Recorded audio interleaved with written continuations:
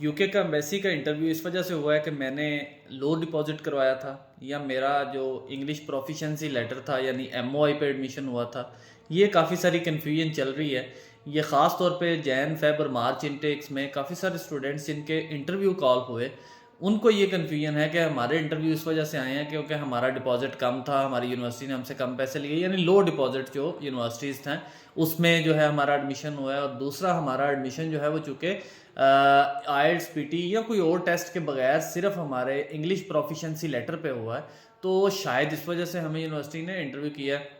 अब इसमें क्या हकीकत है या क्या हम समझते हैं, अगर हम इसकी रियलिस्टिक अप्रोच पे जाएं तो ऐसा पॉसिबल नहीं है कि इस तरह की जो है वो उन लोगों का ही इंटरव्यू आया हो। बहुत सारे ऐसे इंटरव्यूज़ भी आए हैं जो आइल्स और पीटी कुछ लोगों ने किया हुआ है, उनके भी इंटरव्यू हुए हैं और मैक्सिमम डिपॉजिट पे भी हुए हैं, यानी कोई 8,000 7,000 70-80% वाले डिपॉजिट उनके भी इंटरव्यू हुए हैं।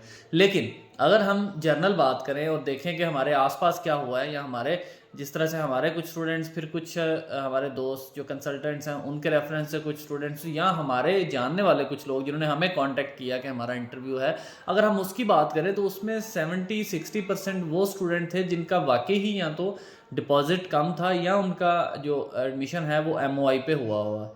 तो इस वजह से उनके जो है वो हम कह सकते हैं कि शायद इस वजह से हुआ है। लेकिन मैंने आपको इसकी दोनों अप्रोचेस बताई हैं कि जो हम लोग ऑप्टिमिस्टिकली अगर हम देखें तो उसमें ऐसा कोई इशू नहीं है, क्योंकि जब आपको कोई यूनिवर्सिटी कैश देती है और उसके बाद आपका वीज़ा अप्लाई होता है तो उसके पॉइंट्स होते हैं, यानी आपके कैश के कुछ पॉइंट्स हैं, फिर आपकी बैंक स्टेटमेंट के कुछ पॉइंट्स हैं।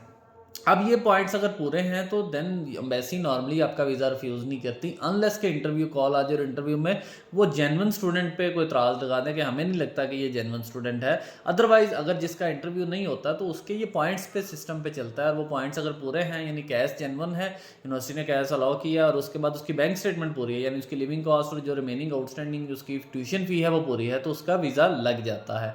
तो हमें सिर्फ यही कहना कि सिर्फ इस वजह से उनका जो है वो इंटरव्यू हुआ है कि उनका डिपॉजिट कम था और उनका जो एडमिशन है वो एमओआई पे हुआ है, ये बिल्कुल मेरे ख्याल में तो गलत है। मेरा पॉइंट ऑफ व्यू तो उसमें यही है। लेकिन जब हमारे पास क्यूरीज आती हैं तो शायद वो सिर्फ उन्हीं लोगों की आती हैं या ज़्यादातर उन लोगों की आती हैं जो वाकई ही इस जोन में होते हैं, यानी इसको हम डेंजर जोन कह सकते हैं कि यार इस वजह से शायद उनका हुआ। और फिर स्टूडेंट के दिल में भी ये ख्याल आता है कि मैंने शायद कम डिपॉजिट करवाया, यानी 3,000 डिपॉजिट वाली भी यूनिवर्सिटीज़ भी हैं, तो उनमें शायद इस वजह से हमारा प्रॉब्लम हो गया और हमें एम्बेसी ने इंटरव्यू के लिए कॉल कर लिया। लेकिन इसमें बहुत सारे फैक्टर्स मैटर करते हैं।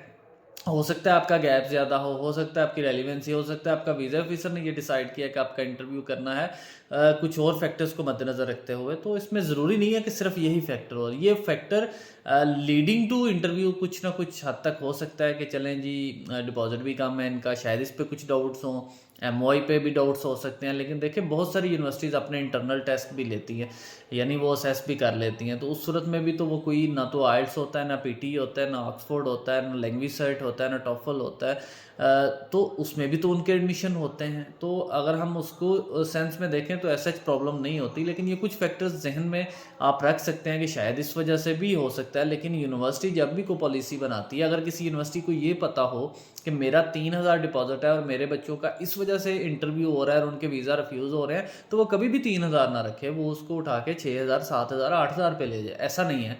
हर एक यूनिवर्सिटी का एक अपना मैकेनिज़्म है डिपॉजिट का, अपनी फ़ीस का, उसकी इंस्टॉलमेंट का, वो अपने हिसाब से चलाते हैं। इसी तरह से यूनिवर्सिटी जो एमओआई पे एडमिशन देती हैं उनको भी यूकेवीआई ने अलाउ किया होता है कि वो ये कर सकते हैं लीगली, तो उसमें भी कोई जेन्युइनली कोई इशू नहीं होता। लेकिन बहुत सारे और अदर फैक्टर्स जो है वो मिल के शायद कोई ऐसा जो है वो केस कर देते हों जिसकी वजह से आपका जो है वो वीज़ा ऑफिसर जो है वो इंटरव्यू की तरफ चला जाता है। लेकिन ये इंटरव्यूज़ सबके होते हैं। सबसे मुराद ये है कि ऐसा नहीं है कि सिर्फ इन्हीं कैटेगरीज़ के होते हैं। जिन्होंने आइल्स पीटी भी किया होता है उनके भी होते हैं, जिन्होंने डिपॉजिट भी ज़्यादा किया होता है उनका भी इंटरव्यू होता है, जिनकी यूनिवर्सिटी भी बहुत अच्छे लेवल की होती है उनका भी होता है इंटरव्यू। तो इस हवाले से जो है अगर किसी को कोई कन्फ्यूजन है तो वो दूर कर ले कि ऐसा नहीं होता। आप अपनी यूनिवर्सिटी के अकॉर्डिंगली चल सकते हैं। यूनिवर्सिटी का जो डिपॉजिट है वो एज़ पर यूकेवीआई गाइडलाइंस होता है। एज़ पर यूकेवी रूल्स होता है उसका, या तो डिपॉजिट, एमओआई या यूनिवर्सिटी का एडमिशन देना, आपको कैश देना, ये सब एज़ पर रूल्स में है यूकेवीआई के। तो ऐसा प्रॉब्लम उसमें नहीं हो सकती किसी किस्म की, और ना ही वो कोई यूनिवर्सिटी का फॉल्ट हो सकता है। तो आप इन चीज़ों को ज़रा जहन से दूर रखें। बाकी वीज़ा लगना ना लगना दैट इज़ अनदर थिंग, कि आपका वीज़ा रिफ्यूज़ हो गया है तो आप अपनी इंटरव्यू की तैयारी अच्छे से करें। अगर इंटरव्यू की बेस पे आपको डॉक्यूमेंट की वजह से हुआ है तो डॉक्यूमेंट अच्छे से प्रिपेयर कर लें। तो ये चीज़ें आप जो है वो तैयार कर सकते हैं। बाकी आपको इस हवाले से कोई और इन्फॉर्मेशन चाहिए हो तो आप हमें कॉन्टैक्ट कर सकते हैं। Thank you so much.